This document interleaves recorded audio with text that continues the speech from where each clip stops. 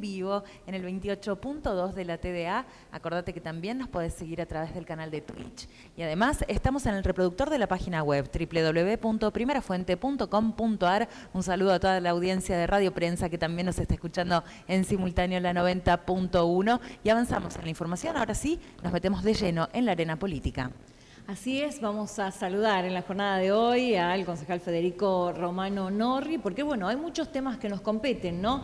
En la jornada de hoy, en este contexto político económico, ¿no? A nivel nacional, que por supuesto Tucumán no está ajeno a esto, y también por supuesto una nueva gestión, ¿no? Que está comenzando en San Miguel de Tucumán también en este caso. ¿Cómo le va, concejal? Gracias por visitarnos el día de hoy. Buenos días, Bienvenido. muchas gracias por la invitación, la verdad que es un gusto estar acá y el mayor de los éxitos para el programa. Muchísimas gracias, concejal. Bueno, un poco analizar, ¿no? La situación política y económica, ¿no? Que por supuesto lo decíamos en Tucumán no es ajena a esta realidad. Sí, son contextos muy difíciles. Estamos atravesando una crisis política, económica y social ya hace varios años. Hay un proceso de acomodamiento de la llegada de Milei al gobierno. Son momentos de mucha sensibilidad social. La gente le está costando llegar a fin de mes, aún el que tiene trabajo le cuesta llegar, ya no existe los sectores de clase media, el que tenía capacidad de ahorro ya no la tiene.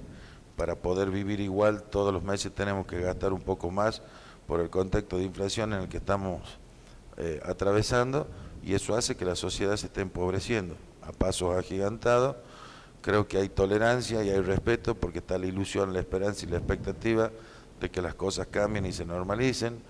Hay algunos indicadores que son positivos y buenos, que se va ordenando la macroeconomía en el contexto nacional, que se estabilizó el dólar, que la inflación va bajando gradualmente después de tantas promesas, el hecho de que si prácticamente se cumple con las expectativas, en 2 meses estaríamos menos de un dígito. Eso comienza a hablar a las claras que hay un proceso de normalización en tránsito. Pero bueno, los tiempos de la ciudadanía no son los tiempos de la política.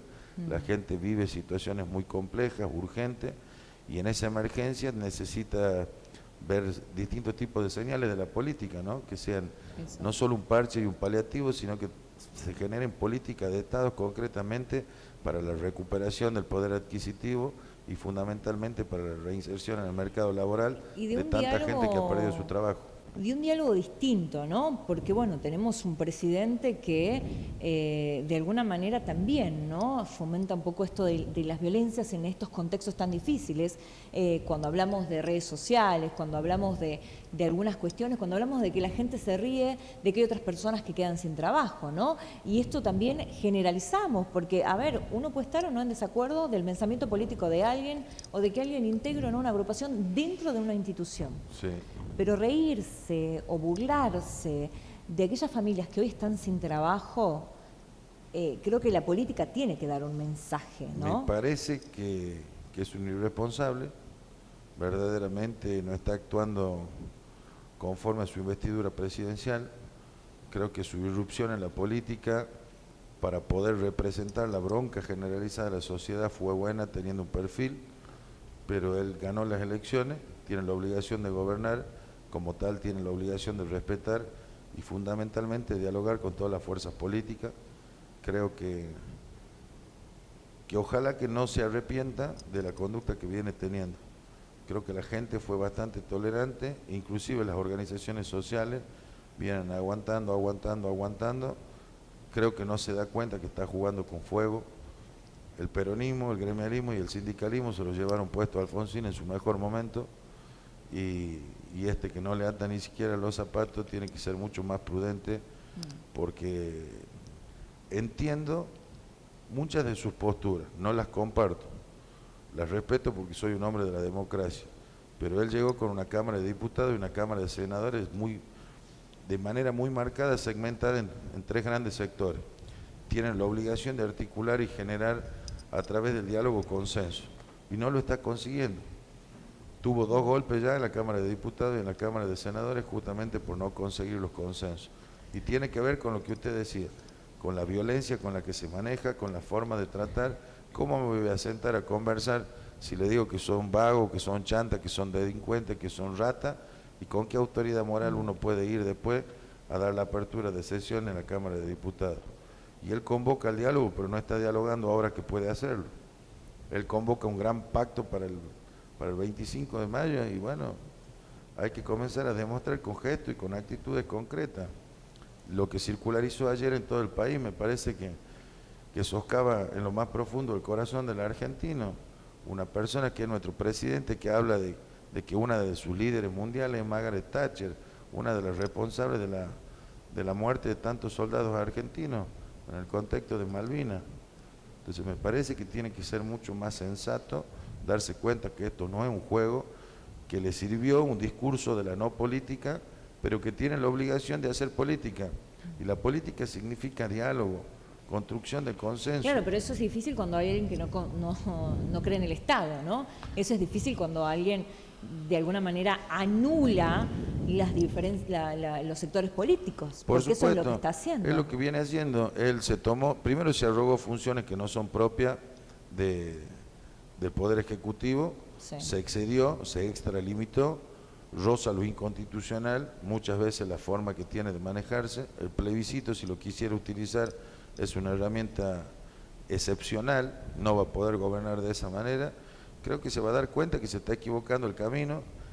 La gente tuvo paciencia, más de la que uno esperaba, porque siempre se hablaba que si gobierna Milei no duraba 3 meses, no duraba 6 meses. Bueno, gracias a Dios estamos lejos de aquellos momentos desestabilizadores, pero me parece que él está escupiendo para arriba, que no se está dando cuenta que se está haciendo daño a él mismo.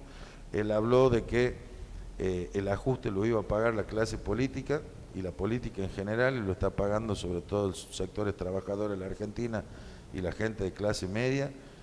Las cosas no dan para más, él tiene que ser más responsable. Yo creo que si no generan políticas públicas que tiendan a la inserción en el mercado laboral, a la recuperación del empleo genuino, a la reactivación de un salario acorde al proceso inflacionario que estamos inmersos, en el corto plazo le van a tomar las calles sin ningún lugar a duda las organizaciones sociales. Es lamentable, realmente la situación y los números, y cuando no se condice el número del INDEC con el número del bolsillo de aquella persona que va a diario a comprar, ¿no? Claro. Realmente. Ahora, si vamos al plano político y hablamos de radicalismo y nos posicionamos primero a nivel nacional, ¿cuál es el norte?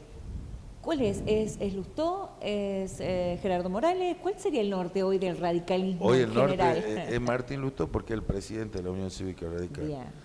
Gerardo fue el líder indiscutido durante un tiempo importante dentro del partido, pero bueno, creo que el recambio generacional era necesario adentro del partido. Creo que tendremos que ajustar algunas cositas que a mí no me han gustado. Creo ¿Por ejemplo? Que vimos un comportamiento muy sensato cuando se trabajó con la ley ómnibus, pudiendo acompañar como bloque completo en su totalidad. Sin embargo, en las últimas sesiones vimos que sobre todo en la Cámara de Diputados y en senadores, votaron 11 para un lado, 3 para el otro, el presidente quedando en el medio de algo que no quedó muy claro, sobre todo de cara a la sociedad. Entonces acá hay que darse cuenta que hacemos política, que no tiene que ver con cuestiones personales, y uno tiene una responsabilidad política como presidente del partido y como presidente del bloque. Entonces, independientemente de mis propias pretensiones, si el resto del partido toma una decisión, hay que respetar a la mayoría y acompañar, porque si no terminamos confundiendo a la ciudadanía. Y ahora si hablamos al revés, si del plano nacional nos trasladamos a las provincias, ¿el plano nacional está mirando al norte? ¿Se está focalizando en esta realidad? Porque el norte termina siendo, digamos, el más perjudicado en todos los contextos, ¿no? Desde lo político, desde lo económico, desde lo social, es el más perjudicado, ¿no? Y desde hace muchísimo tiempo que eso no se puede repetir. Digo, en cuanto a la política en Tucumán, en cuanto al radicalismo en Tucumán, ¿se piensa en normalizarse el partido? El partido está normalizado, tiene sus autoridades, están cumpliendo justamente, están a 90 días de cesar en sus mandatos, por eso el día domingo próximo pasado, el domingo de Pascua tuvimos una convención, se tomó la decisión de prorrogar los mandatos hasta el mes de septiembre. Sí. No sé si ustedes recuerdan, cuando asumieron las autoridades 2 años atrás, hubo unos planteos judiciales porque habían votado gente que no estaba en el padrón, que figuraban fallecidos, y en función de eso, en lugar de iniciar la gestión en el mes de junio, se inició en el mes de septiembre. Sí. Teniendo en cuenta esas situaciones, que el partido fue a una convención, tomamos como referencia esos planteos judiciales, se dio por iniciado el proceso en el mes de septiembre, por lo tanto, hasta septiembre de este año nosotros tendremos autoridades legítimamente constituidas. Tenemos la obligación, de acuerdo a la Carta Orgánica, de 90 días antes convocar una interna. Lo que nosotros venimos conversando con los distintos grupos es que no creemos que sea oportuno. Este es un año no electoral en el contexto nacional y provincial, entonces tenemos que ser prudentes, ver si podemos consensuar una lista de unidad y si no dar una prórroga por un año más es una de las alternativas para que pasemos al 2025 y en este momento cada uno siga respondiendo a los distintos tipos de organismos. Tenemos buena representación, tenemos 3 de las intendencias más importantes de la capital, tenemos legisladores, concejales, diputados nacionales, tenemos 8 de los 10 gobernadores, estamos en una mucho mejor posición de la que tuvo el radicalismo en el gobierno de Macri. Sí, aunque sigue habiendo diferencias muy marcadas, ¿no?, dentro del partido, como por ejemplo la de Ernesto Moreno, ¿no?, Raúl Ernesto Moreno, quien se mostró como molesto por lo que sucedía, ¿no?, en esta convención, en donde él dijo que es inconstitucional lo que han realizado. Mire, yo soy abogado y soy especialista en derecho constitucional. Yo lo que le sugiero, lo conozco, lo aprecio, al Rulo y lo respeto mucho, pero hay que trabajar más. Usted pregúntele cuántas veces se reunió la convención en 2 años. ¿Cuántas veces? No llegan a los dedos de una mano. Bien. Entonces... ¿Y por qué él considera que no es constitucional? Porque hay gente que le gusta criticar. Y el que no hace nada puede criticar y tiene todo el derecho del mundo. Pero para eso existen los organismos partidarios y no hay que asustarse de las diferencias internas. La democracia interna es eso. La Unión Cívica Radical 20 años anduvo en los diarios que se peleaban uno con los otros, pero en realidad lo que había es puterío. Perdón que lo diga en esos términos, pero lo decía don Raúl Ricardo Alfonsín, no hay nada más sano para la vida democrática del partido que un proceso interno. Si tiene alguna diferencia, que presente una lista y que vamos a interna. Para eso... tenemos un punto de coincidencia. Estos amagues de ir a internas vienen hace mucho tiempo, ¿no? O sea, no se concreta nunca. Pero se vienen realizando. Nosotros tuvimos casi 5 periodos de continuidad entre intervención y lista de unidad, intervención y lista de unidad. Bueno, esto ha sido consensuado por todas las partes. Si no hubiera estado de acuerdo, no hubiera firmado. Él integra por una mayoría y hoy no tiene mayoría en el propio partido. El partido, a ver, yo sí creo que deja mucho que desear. Hoy no están funcionando los organismos partidarios como debieran, hoy no hay una junta de acción política, hoy no tenemos un instituto de capacitación de políticas públicas, hoy no tenemos una escuela de formación política, hoy los distintos organismos que debieran funcionar no funcionan, el partido está cerrado. Si yo le veo desde los últimos 180 días, no creo que haya habido más de 60 días del partido abierto, que por la refacción, que por enero, que por vacaciones, que por juicio. Y así no se construye un partido con vocación de poder. Hay que trabajar y hay que estar todos los días. Y nosotros podemos tener nuestras fortalezas, nuestras debilidades, pero hay gente que sí trabaja por y para el partido. Y lo digo por Cano, y lo digo por Silvia Elías, y lo digo por Mariano Campero, y lo digo por Roberto Sánchez. Y cada uno a su manera aporta, y yo me siento orgulloso cuando veo la posición de los diputados nacionales protegiendo las economías regionales, por ejemplo, en la Cámara de Diputados. Lo que no tenemos es el ámbito natural que tendríamos que tener, que es el partido como discusión para todos. No hemos tenido nunca, en lo que va de este periodo, la posibilidad de sentarnos los concejales con el presidente del partido y que nos den mandato partidario para votar algo, no sé, el aumento del boleto. ¿Y por qué no se consigue eso? ¿Qué falta? Porque falta vocación de diálogo, falta vocación de diálogo, falta conducción, falta conducción. O sea, hoy usted piensa que la conducción es la que está fallando. Sí, no tengo duda, no tengo duda. ¿Y hay un perfil? Yo vengo para desde los ocupar esa 17 años conducción? militando, hace 23 años, Sí. integré 5 juntas de gobierno, ocupé prácticamente todos los cargos. Desde los 26 años todavía me quedan 4 años de juventud y ya integraba la Junta de Gobierno de mayores.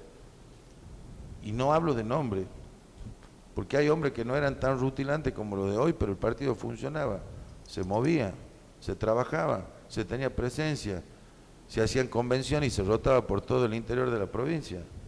¿Y no tiene que ver un poco esto con las individualidades que planteábamos cuando hablamos de un Roberto Sánchez, cuando hablamos de Mariano Campero? O sea, porque es como pensar que el radicalismo solamente es Sánchez, Campero Romano Noria y Elías de Pérez, ¿no?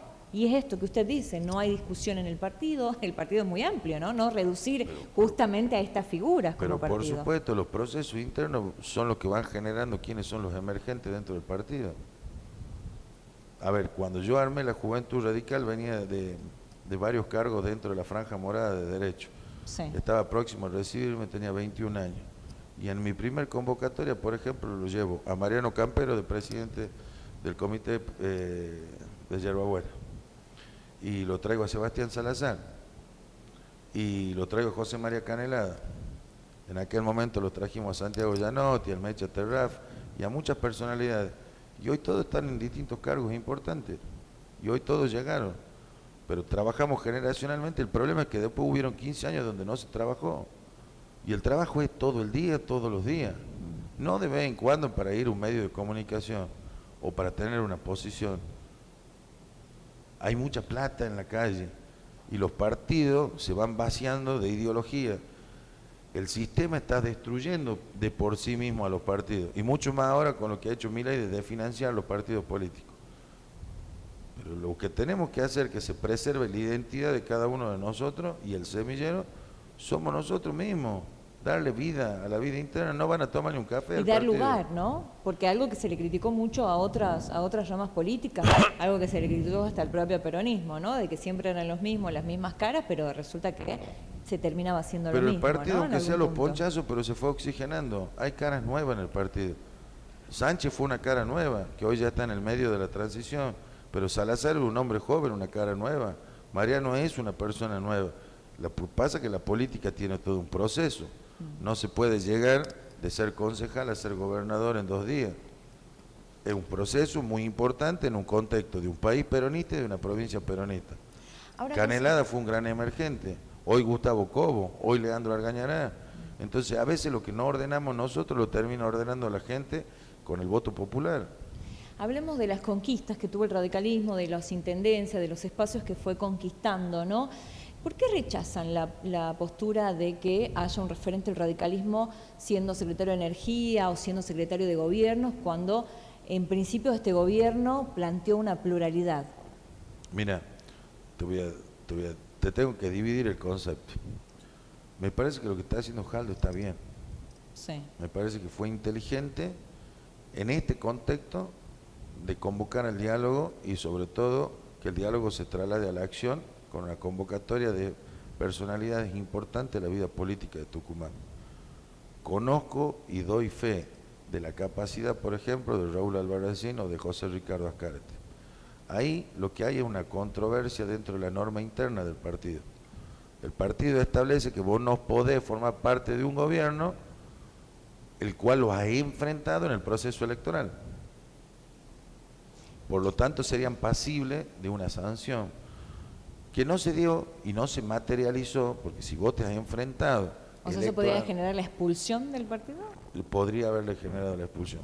Pero si Azcárate retiró su ficha de afiliación, o en aquel momento Raúl Albarracín, por ejemplo, estaba afiliado al PJS, el Partido Radical no tiene por qué actuar, deviene en abstracto. Entonces, a veces algunos radicales, porque quieren criticarlo, dicen, hay que expulsarlo. No lo puede expulsar, si no forma parte del partido. Hoy, pero digo, usted, como apreciación personal, como militante del radicalismo, me parece, ¿mira mal? O sea, ¿está mal visto que un referente del radicalismo, ¿no? Con tanta trayectoria, porque hablamos de 2 personas que tienen trayectoria dentro del partido, hoy estén ocupando esos lugares? Mira, me parece que habla mal de cómo se dan los procesos. Te voy a dar un ejemplo muy concreto. Leopoldo Moró, Raúl Ricardo Alfonsín, el hijo del padre de la democracia. Mientras nosotros exista la vida interna, uno puede compartir matices o no. Y para eso está la elección interna, para que busquemos dirimir las diferencias que nosotros podamos tener. Ahora, sí, cuando él va a formar parte de la vida activa del partido oficialista, al cual nosotros o con el cual nosotros venimos confrontando hace tantos años, hay un punto de quiebre. Por eso sí se expulsó a mucha gente en el contexto nacional. Distinto fue lo de Cobo. Cobo fue una irrupción, que él estaba convencido de la transversalidad, se fue cuando fue la ley de la 125, había 5 gobernadores en las mismas condiciones. Ahora, ellos decían que querían romper el kirchnerismo desde adentro, eso no se produjo. Sin embargo, después hubo una amnistía general. Claro. Entonces, los organismos partidarios tienen la potestad de, en algún momento, volver a abrirle los brazos a estos que están participando hoy en la fila del gobierno de Jaldo, lo podría hacer perfectamente. Lo debe sancionar, no tiene por qué sancionarlo porque no forman parte de la fila de la Unión Cívica Radical. Si usted hubiera sido convocado, Yo no, ¿no hubiera le aceptado? hubiera agradecido un montón, me hubiera sentido halagado. Pero usted no trabaja para el pueblo, esto sería una oportunidad para trabajar desde otro lugar, digo. O sea, cuando hablamos de democracia y de pluralidad, yo tengo por eso, 5 ¿no? generaciones dentro de la Unión Cívica Radical y voy a morir siendo radical. Y si Germán Alfaro en algún momento hubiera acordado con Juan Mansur o con Osvaldo Jaldo, tenía a la disposición mi renuncia y lo dije por lo menos en 5 oportunidades a lo largo de los 8 años que fui funcionario de Alfaro. Es más, Alfaro fue el intendente de Juntos por el Cambio y de Cambiemos. Alfaro no era el peronismo como por ahí lo dice la gente que poco conoce de política. Él renunció al peronismo y vino a Juntos por el Cambio. Y nosotros no perdimos nuestra identidad. Y cuando yo llegué a ese gabinete, estaba Viñón, estaba Mendía, pasé por 5 cargos en el gabinete, siempre creciendo. Y nunca tuve ningún inconveniente ni perdí mi identidad. Y justamente lo valoraba Alfaro porque me respetaba en la disidencia. Obviamente había cierto tipo de reuniones que no tenía por qué intervenir porque yo no era PJS. Pero bueno, acabó su mandato y hasta aquí nomás llegamos. Y yo me parece que hoy él tiene una posición mucho más cercana a la de Osvaldo Jaldo, la cual la respeto, pero no la comparto. Y por eso mi alejamiento y pude hacer mi bloque unipersonal. El tiempo nos apremia, ¿no? Pero no puedo dejar de preguntarle, o sea, en medio de esta crisis económica, ¿no?, y social, tenemos muy cercanos una elección, ¿no? ¿Cómo va a ser el país, la provincia, para encarar esto? ¿Qué elección, perdón? Las elecciones que vienen próximas, teniendo en cuenta que va a haber renovaciones el próximo año, o sea, ¿cómo se sale si hoy estamos pensando en otras cuestiones? Yo creo que la forma de hacer política va a cambiar, esto que se planteó en la legislatura de que se eliminen, ¿no?, el tema de algunas cuestiones electorales. Mirá, que generan gastos. si no queda en un discurso vacío como pasó en el 2016 cuando convocaron a Tucumán Diálogo y después no se modificó el régimen electoral, nosotros tenemos la expectativa y las pretensiones de que este sistema electoral ya ha fracasado. Te lo digo yo que trabajé dentro de la cátedra de sistemas electorales de la Facultad de Derecho. Sí. Tendríamos que ver de modificarlo en su totalidad o por lo menos de un acotamiento a la cantidad de acoples para que no sea el festival de los acoples. Eso generaría muchísimos cambios, mucho más que reducir una mesa con la cantidad de votos. Sí. Pero ojalá que así sea por el bien de la democracia, porque habría un achicamiento de gastos, porque permitiría que la voluntad popular esté reflejada verdaderamente en cada uno de los espacios parlamentarios de Tucumán. Yo te doy ejemplo, hay municipios que solo el 15%, o sea, si vos juntas todo el voto que ha sacado el intendente más todos los concejales representa el 15% del 100% de los votantes. Entonces, ¿dónde está la legitimidad de origen? Y tiene que ver con el Festival de los Acoples. Bueno, la verdad que me quedaría preguntarle un montón de cosas, muy rica la charla, concejal, agradecerle poder haber abordado todos los temas, porque bueno, esto es donde en algunos lugares no se habla, ¿no? Y de poder tener la pluralidad y las diferencias y por qué no acercarle a la gente y a muchos radicales, ¿no?, que quedan, porque bueno, nos ha pasado, nosotros llegamos mucho al interior, ¿no?, y en el interior hay mucho radicalismo de antes, ¿no? Es la típica que te dicen, antes el radicalismo era otra cosa. Bueno, hoy es esto lo que usted dice, ¿no? Estos cambios, estas transiciones, y es darle la oportunidad, ¿no?, a nuevos militantes, sobre todo. En todos los pueblos del interior siempre hay un radical. Y la verdad que yo fui candidato a diputado nacional cuando tenía 26 años. Y por ahí teníamos que buscar y preguntarle, ¿usted quién es el hijo o el nieto de don Gómez? ¿Quién es el hijo o el nieto de don Escobedo? Y te iban diciendo y hablando y era recuperar, pero había que trabajar, estar, salir, poner la cara, estar con el vecino. Creo que cambió la forma de la militancia. Bueno, por eso ¿no? Yo creo que hay cosas que son importantes. De hecho, los semilleros eran las universidades y hoy no hay tantos. Los medios de ¿no? comunicación ayudan, las redes sociales ayudan, pero nada ayuda más que la militancia casa por casa y que el contacto personal. La gente está cansada de verlo solamente a través de un programa de televisión a los políticos. Necesita tocarlo, tangible, escucharlo, sentirlo, verlo a los ojos, ver si son sinceros, que se comprometan, que vuelvan, volver a tener un trato más cercano. Creo que eso es importante. Y si me permití, agradeciendo obviamente la invitación de ustedes, fue un placer estar acá. Me parece que si Osvaldo Jaldo nos convocara, lo primero que tendremos que hacer es decirle que hable con el presidente de nuestro partido. Pero recién me dijo que no sería parte. No sería parte, jamás. Sí. Pero si habla con el partido, los acuerdos son de los partidos, es distinto. Sí, aunque creo que... Por eso están los gobiernos de coalición. Sería sano, ¿no? Por sería eso, sano que la postura del gobernador fuera tomada en otros lados también, ¿no? En el mundo, para que gobiernen los mejores, gobiernan coaliciones. Pero entonces hay investidura de cada una de las representaciones partidarias que son ellos los que tienen que conversar. Porque si el presidente del partido estuviera de acuerdo, ¿usted integraría un gabinete? Por supuesto, si el presidente del partido, porque es el que lo avala al resto de los miembros del partido. Bien. ¿Confía en la gestión de Roxana Chala? Le tengo fe, tengo esperanza, porque creo que es la misma esperanza que tiene toda la ciudadanía, que las cosas cambien y mejoren. Es por una cuestión de necesidad social más que de simpatía política. Tengo un buen diálogo en lo personal, desde el punto de vista político veo que se nos respeta y eso me parece muy importante. Ellos tienen mayoría automática, podrían hacer lo que quieran justamente sin tenernos en cuenta, y sin embargo veo que hacen una gimnasia de dialogar, de buscar consensuar, tanto con Gustavo Cobo, José María Canelada, Leandro Argañará, inclusive con los sectores del bucismo. Me parece que es una práctica muy valorable. Bien, perfecto, concejal, agradecerle, ¿no?, la visita en este sentido, y por supuesto vamos a seguir muy de cerca, ¿no?, el trabajo que vienen realizando, porque bueno, el Consejo Deliberante ha decidido hacer un seguimiento, ¿no?, sobre esta gestión de Roxana Chala después de los resultados de la auditoría, ¿no?, que dejaron mucho que desear estos resultados. Sí, para eso están los órganos jurisdiccionales, y en este caso si hay un planteo en la justicia, tiene que la justicia ¿Sorprendió dirimir el resultado? el resultado ¿De la auditoría? Mira, la verdad, yo trabajé 8 años, los primeros 4 años fue una gestión maravillosa. Los segundos 4 años vi que hubo mucha falencia, sobre todo en materia de obra pública, de mejoramiento de baches, de los espacios públicos. Bueno, tuvimos el problema del COVID, hubo un problema de financiamiento también importante, pero sin embargo creo que cuando pasen los años se va a valorar mucho la cantidad de obras que hizo Germán Alfaro. No tengo ninguna duda, porque a veces la historia ordena lo que la gente lo ve de manera distorsionada tan cerquita en el tiempo. Si yo le pregunto a ustedes como periodistas que me mencionen 5 obras de los importantes, de los intendentes anteriores a Germán Alfaro, le va a costar. Y si yo le pregunto 20 obras de la intendencia de Germán Alfaro, la van a poder nombrar. Entonces el tiempo va a terminar ordenando algunas cosas.